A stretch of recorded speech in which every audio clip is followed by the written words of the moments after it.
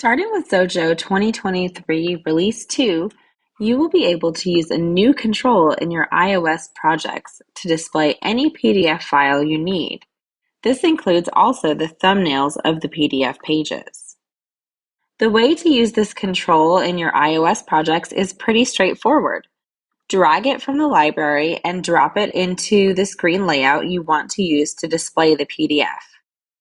Then use the Inspector panel for the new PDF Viewer instance in order to set, amongst other things, the background color, and also to decide if the control will display the page's thumbnails.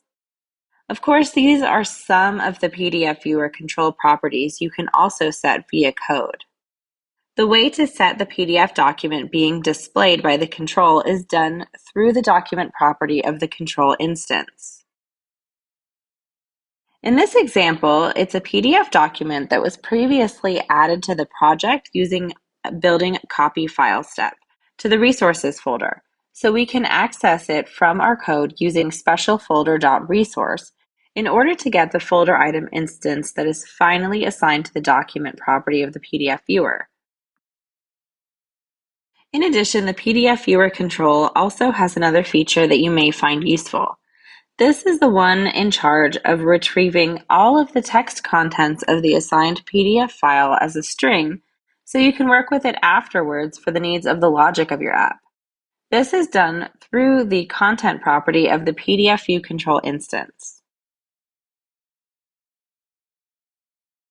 When we run our example iOS project, we can see how the PDF Viewer Control behaves.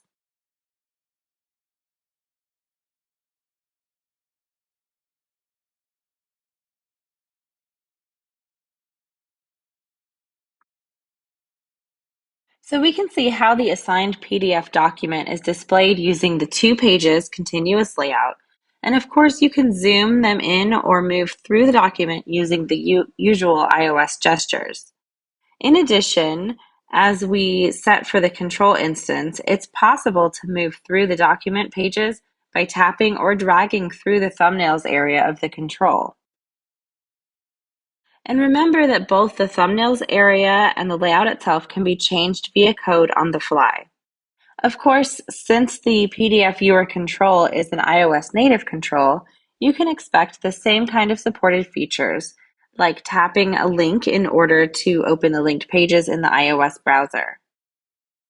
Thanks for watching. If you have any questions, please put them in the comments below.